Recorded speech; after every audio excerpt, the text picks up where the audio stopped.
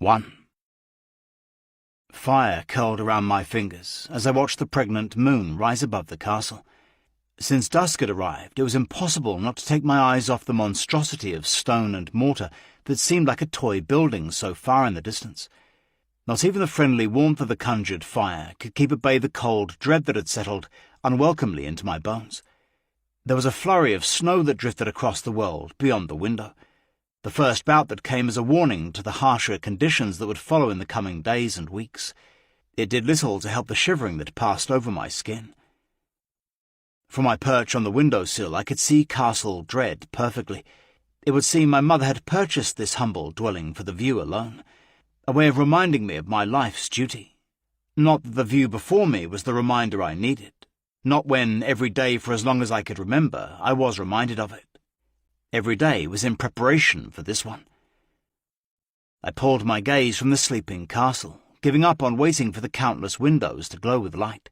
It only happened during the final month, a signal of warning for the guest it would soon welcome within its empty rooms. Me. Jack, they're waiting for you. I fisted my hand and the flames winked out. Fire was my most obedient element, the one that came more naturally to me. Tearing my gaze from the castle, I regarded Lamier, who had poked her head around the bedroom door. "And they can wait a moment longer," I replied. Lamier lowered her stare to the floor. It was custom to respect your elders, but that was a wasted tradition for the mundane. A witch never bowed to those with more age, for with age came a lack of power, and I was the last of our kind with ties to magic. It was why they held respect for me. "Marjorie has asked for you to join the coven for our last circle. She worries that you will be late before the claiming." I sucked my tongue across my teeth and peered at the faint glow of candlelight far down the dark corridor behind Lamier. I cannot help but feel that I am being rushed out the door. If they believe me to be late on such a special day, then they do not know me well enough at all. "You know that your mother holds you to a high esteem. She means well. I can sense her anxiety for your pending separation." I hated the term Lamier used. Mother. I scoffed at it, knowing that it was likely the very woman before me that deserved the title more. She has an awfully odd way of showing it. I moved across the room, sparing it a final glance. I had never slept anywhere but here. For as long as I remembered, these four walls had become my den, a place of safety, of peace. I was more worried about sleeping away from this place than I was the deed that would soon follow. "Will you miss me, Lamier?" I asked, studying her expression closely as I passed her. "So much that it already hurts." Lamier pressed an age-spotted hand to her heart and held it there. Her wide, amber eyes glistened with tears of honesty. I sighed, reaching for her cheek. "I will return. Do not be sad." "You are a kind boy, Jack." "Kind boys are not brought up as killers." Lamier winced. "Perhaps not." "And anyway, I'm not a boy. I'm a witch. Has Mother not drummed that into you enough since morning?" Lamier laughed through a hiccup, her smile returning to her creased face. "I fear that it is your humour which will finally destroy it." "There are worse ways to go," I said, taking her arm and folding it in the crook of mine. "Do not worry for me, Lamier. You know as well as I that I am ready for this. I do not believe anyone in this life or the next has ever been more prepared to complete a task as I am." "This is no simple task, Jack." "Really?" I tugged her away from the room, leaving it for the final time in a while. And here I was thinking that it was an easy feat, ending the life of the Eternal Prince. It was a silly name given to the creature that dwelled within the castle. Even the name of the castle was conjured by youths of past and present. Castle Dread. I was certain it would have had a real name lost to the forgotten memory of history, much like that of the creature that was trapped within the castle's boundaries. "Not a laughing matter," she scolded, feet shuffling across the worn, carpeted floor of our home. "If you do not laugh, dear Lamier, you cry." She stopped me halfway down the corridor. The sounds of the coven had picked up. They spoke in rushed whispers, reflecting the inner anxiety I had for the evening ahead of me. We both were similar heights, which made it easier to hold her gaze. Mother would say that the resurgence of my power stunted my growth. That and the insolent human she sired me from. But I did not mind. It was an inside joke I shared with Lamier, as I was the same height as the old woman. Lamier revelled in it. "Promise me you will be careful." I averted my eyes, unable to see the worry in her stare. "I will be fine." "Do not be foolish. He is dangerous and unforgiving. Never has someone returned from the claiming. You may have the upper hand in training and preparation, but out there," she pointed to the window far back in the bedroom, "is different from in here. Be smart. Be cautious." There is one great difference between me and the 99 that precede me. I raised my spare hand and wiggled my fingers slightly. Sparks of fire tickled across my skin as a phantom wind blew down the corridor, tussling my loose brown hair. I have power. And so will he. You are cut from the same cloth, Jack. Just be wary. I could not fight the curl of my lip at her comparison. We are nothing alike. Lamier's brow furrowed as she regarded me. "Come, Jack, before your mother believes you have fled for the night. It is time to say your goodbyes and receive your final blessings." I have not wasted a childhood to simply flee at the final hour. Lamier's face pinched into a scowl. "You are doing what is required to restore our power. Your life and duty to our kind is the most valuable. That, Jack Bishop, is not a waste." Whereas I could call upon the elements with a single thought, the only ability my fellow coven members had was the art of staying silent. It was a pathetic ability, passive, unlike those I wielded. The last of my kind possessed the true power which had long since dwindled out. It was why they all came to give me their final blessing before the claiming. A moment in our history, the tipping of the scales of fate. If I would succeed in my task, they would soon share the power they had since long lost. The room we entered was full of them, witches. Still and silent they filled the space, heads turning slowly to watch me walk amongst them. I kept my chin raised as the weight of countless stares settled on me. Lamier held on to me with firm, stiff fingers, but I did not need her touch to calm me. These men and women would tumble beneath a single gust of conjured wind. I could shake the very room and layer them in broken wood and stone. They did not unnerve me, but the woman in the midst of them did. Her raven black hair draped like rivers of molten shadow over her narrow shoulders. Everything about her face was soft, from the light blue of her gaze to the button shape of her nose. She was a painting of beauty. She was of an age that would expect deep lines to set across her porcelain skin, but she clung to youth more so than me. "You look divine, my son, handsome, likes of which the creature has never seen." Creature, the only name she dared speak of him. The perfect ruse. I released Lamier's hand, leaving her at the edge of the circle. "Mother?" I bowed to the matriarch of the coven and my family, the only blood relative I had left. "Let me take you in for this final time." The crowd murmured in agreement. "Do you hold little faith in my return, Mother?" She barely flinched at my bite. Her fingers snaked beneath my chin and raised it, her nail nipping into skin. "Now, my son, you know there is no room for failure. You have the tools. You have the confidence in your abilities. You know what is to be done and when." I snapped my head from her touch, leaving her painted nail to hover awkwardly in the air. "It will be done." She opened her arms wide, smiling to the crowd that listened in. "To restore our greatness, to break the curse that was laid upon us when the creature was punished for his greed." I knew the story well. Everyone in this room and the town beyond had been brought up on it, even those who came before us. I did not need reminding now. "Should we not tie this up?" I said. "Unlike you all, I have somewhere important to be." The sharp crack of Mother's laugh sounded painfully. "With wit like that, Jack, you'll fail long before entering the door. Do not let it worry you. I can assure you I will play the part well." With that I smiled, relaxing the tension from my face. My lips softened and my forehead smoothed. It was an act, but a simple one. A face I had mastered from years before a mirror. "I've had years of practice, Mother." Her dress swept across the wooden floor, catching dust among the swirling black fabric as she walked away from me. I kept still, holding my blissful expression as though it were a test to myself. "You are permitted to take 2 items during the claiming, items in which we have prepared." There was a clink of metal as she fussed with a clothed table in the middle of the room. Her altar, although organized, was a shamble of relics, candles, and jarred herbs. It was a risk taking anything that would give me away as a witch to the creature.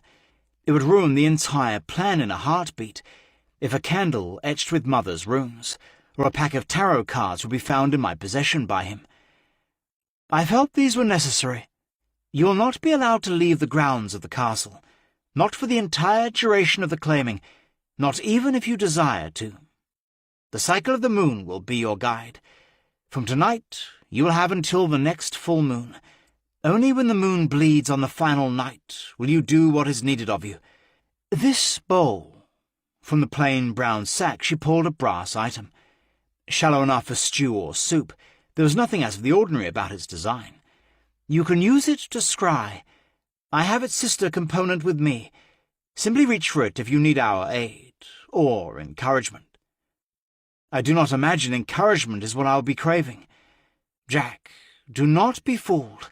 The creature is a trickster, a devil. This cycle of his has gone on many years, and he has perfected his own agenda, I am certain. The bowl is there when you need it, not if."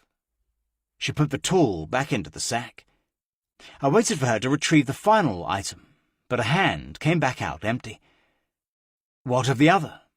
"That is for you to decide," she replied, her bright stare trailing me from head to foot. "Perhaps a home comfort would be ideal to take with you." My brows tugged inward. There was nothing that I could think of that would be of such nature. No comforts but my grimoires and tools that I had to leave behind. "The bowl will be enough," I said plainly. Mother tugged at the thin rope that bound the sack closed and handed it to me. I was surprised with how light it felt. "Then you must take your leave, my son." Suddenly, my legs did not work. I heard her speak, but my body seemed to ignore her. 21 years had led up to this night, this moment. Now, looking forward at the front door of our home, I lost all ability to move. Mother was inches from me. A waft of sage and cedarwood filled my nose. "You are ready for this, Jack. I know you are. Go, do what is needed to be done, and when you return, your name shall be remembered for an eternity." She pressed her lips to my cheek and held them there. Beneath her hands that gripped at either of my shoulders, I felt her warmth, human, living warmth, the last I would feel in weeks. For it would be death that I dwelled alongside, until I gave him his release from his entrapment, and my own. Or I failed, and his bindings to the castle would break, allowing him to be free to spread his disease across the world. His curse was the flip side of our own. With one that succeeded, the other would not. As I was guided to the front door, I only hoped that I had learned enough, retained what I needed to know. The front door opened, and with it the cold that was invited into the home. Snow dusted my feet, and every dark hair on my arm stood on end. "After you, Jack. He waits. This is it." 2. Much like those who watched from cracks in doors and behind shuttered windows, I too had been a criminal of the same intrigue, studying as the yearly claims walked through the streets of Darkmorn towards the boundaries of the castle that crowned it. But my interest was only educational, seeing how the claims held themselves as they walked or were dragged towards their doom. I often wondered what my day would be like. I suppose, as I now walked calmly surrounded by the coven, I did not imagine it would be far different from this. The only difference between those that watched my procession was they would have revelled in knowing that it was my turn, the son of the very woman who picked those that were sent before me. It was the duty of our family since the first claiming, to choose whose child would be sent, knowing that it would one day end with me. They likely believed this would be a just punishment. My claiming arrived as they watched on with bellies full of revenge or pleasure. Feelings returned in tenfold to my family from those who already lost loved ones to the yearly sacrifice. Except I would be the first to return, setting an end to the curse. A woolen shawl had been draped over my shoulders, and with it a welcomed warmth. "This will fight the chill." I thanked Lamier with a gentle smile and hugged the itchy fabric close. It was Mother's idea to go dressed in very little, exposing the glow of my skin beneath the full moon, to distract the creature upon my arrival. The trousers I wore were made from leather, which made them ripple with each footfall up the levelled path towards the castle. The tunic did little to cover me.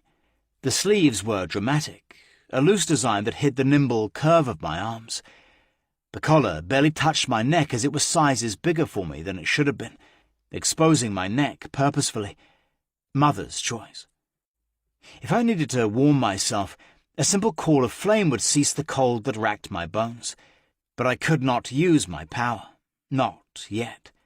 Not with fear that the creature watched from the countless windows that speckled across the face of the castle, each now alight with orange flames, waiting for my arrival. It cannot know. Not until the final day, the final hour when I would break the curse. Only then would I reveal myself. Darkmorn connected itself to the castle by a bridge of aged stone. Far below the chasms of jagged rock waited potential threats for those who drunkenly stumbled over the unprotected edge. Wind ripped across the bridge, whistling its deadly song as it did so. The brown locks of my hair danced beneath its force. Not once did I lift a hand to stop it. We walked in silence, bathed only in the screaming wind and the chorus of nightly creatures that dared prowl this close to the castle's boundary line, the place in which the curse began, or ended, depending on where one stood. The tickle of gazes from Darkmorn faded the further we travelled towards the castle, giving way to another. The strange feeling, a cold, burning of awareness that someone else watched on, an unseen witness. I raised my stare towards the towering walls of the castle, looking out for his outline in the many windows, for any sign that he watched my arrival. It made distracting myself from the cold that much harder. Too focused on the feeling and silence, I hardly noticed the shuffle of footsteps slow to a stop.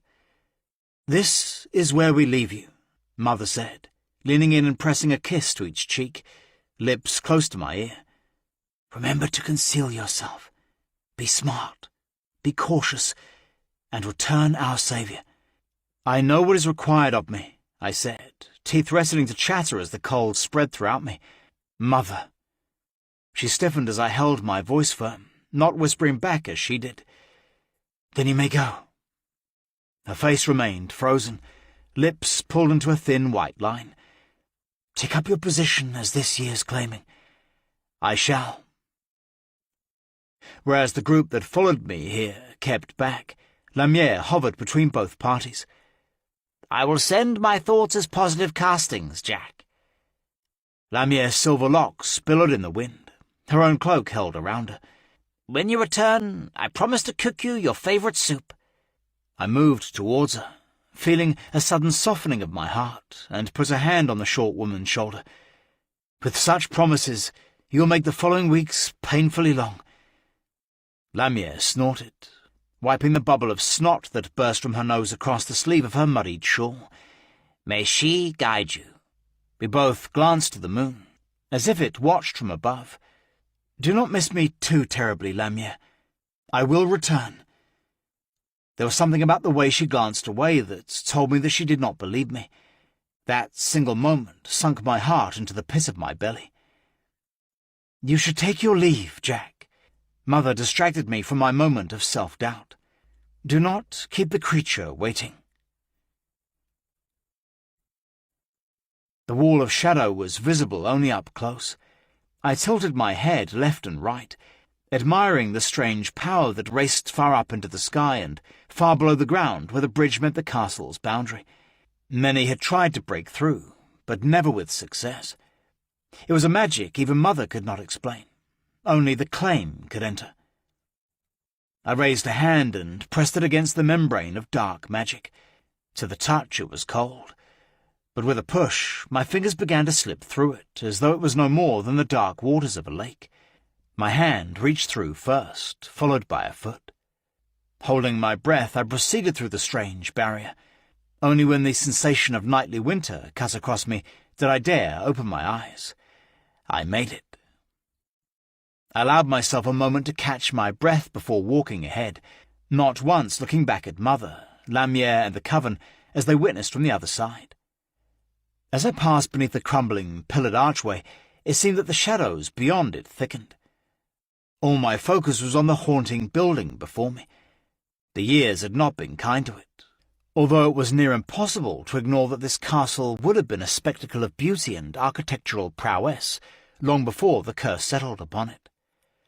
A place of grandeur and wealth, where the vines would have been more than brown corpses clinging to the weathered bricks of the building. The pillars that lined the elaborate walkway would have stood tall and proud. Even the walkway beneath my boots was sodden with weeds and cracks, overgrown to a point that the slabs beneath were close to impossible to see.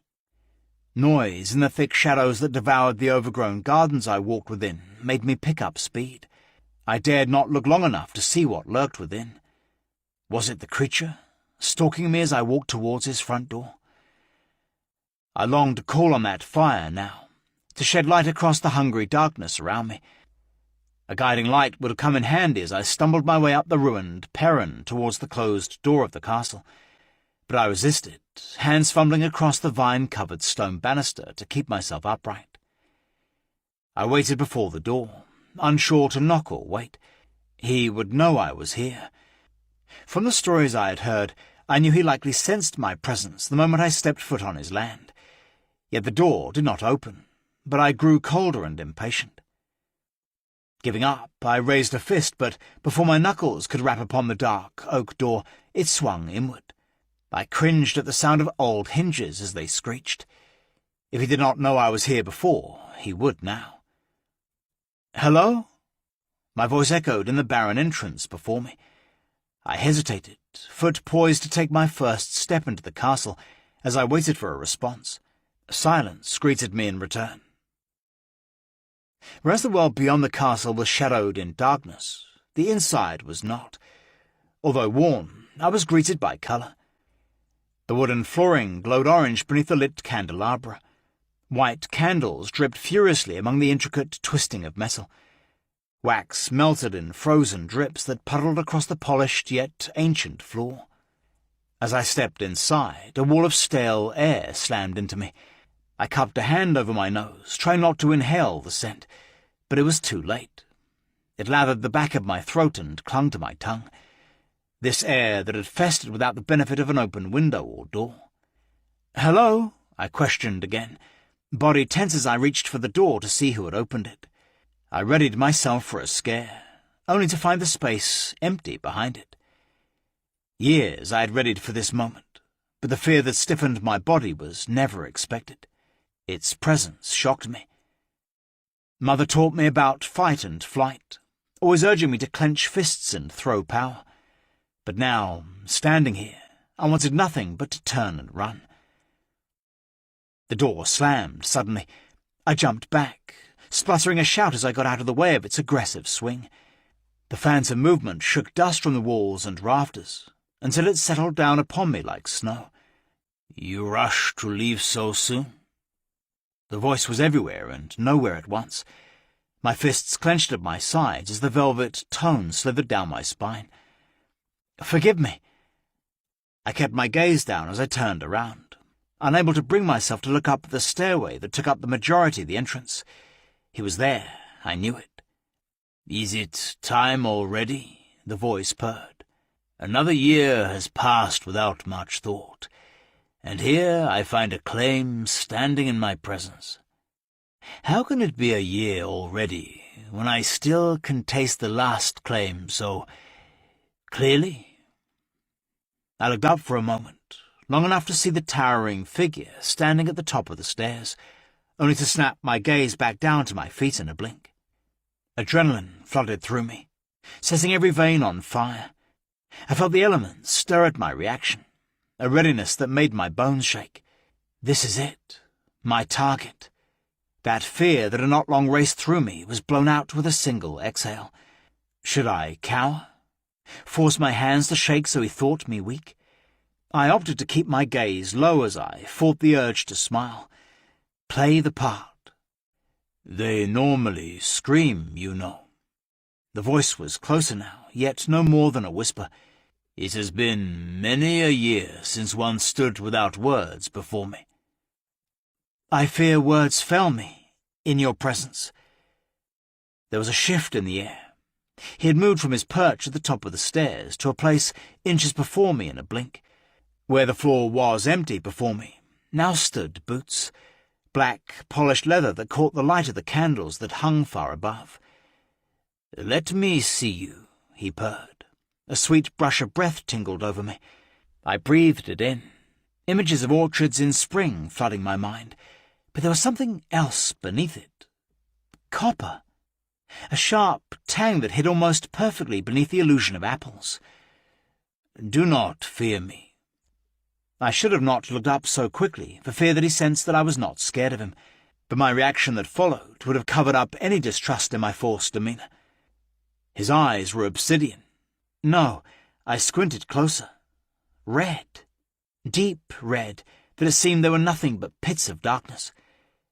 He was pure light. From the white marble of his manicured hair to the glow of his skin that seemed to shine from within. His entire body had been crafted from strands of moonlight. My neck ached as I had to look up at him. He towered over me by a foot or two. "I do not fear you," I said, eyes darting across his face. The face I had imagined 1,000,000 times. Such a waste. He was handsome, so much so it should have inspired songs and stories. Perhaps it would have been harder knowing the outcome of this visit if I had grown up looking upon his face. Somehow it was easier creating images of it from my imagination all these years. They were always different. Sometimes human, like the man before me. Other times I would play on his title of creature and imagine a beast with horns and a twisted face. His lips were flushed with colour, as if he had taken a bite from a pomegranate a moment before he smiled. How unexpected. I wanted to agree with him, but I swallowed my words as he exposed 2 points of his canines. How unexpected indeed. He fiddled with the golden buttons of his dark navy velvet jacket, his nails pointed and sharp. One tug and he would likely slice through the threading with ease. A shiver ran down my arms as I studied him, not from fear or disgust, but of anticipation. "I suppose you wonder what happens next," he asked. "But I feel as though I should at least know your name before indulging you in such things." I nodded, trying to steady my breathing. I felt my desire to lash out with my power now, and it would likely hurt him, maim him perhaps, but the curse was clear. Mother had drilled it into me. Only on the final night, when the moon bled, would his immortality waver. That was when I had to strike. "Focus," I hissed to myself. "Wait. I asked you a question." His tone dropped suddenly, then my stomach flipped with it. He pressed a nail into the bottom of my chin. It pricked my skin until there was a kiss of wetness beneath his touch. "Jack," I said through gritted teeth. "My name is Jack." The creature snapped back as though my words burned it. In doing so, a sting of cold was left at the mark where his nail touched me. He stood back for a moment, studying me with his wide, ruby eyes, as though he looked for something. Then he lashed forward again, gripping the tops of both my arms and pinching with an urgent hold. Fire boiled within me. "Do not fucking touch me," I spat, losing all control. His touch riled disgust throughout me. My hand moved in a blur, knocking against his cheek. The pain that followed had me screaming out. The force sent a shiver of agony up the bones of my arm until it spread across my back. It felt as though my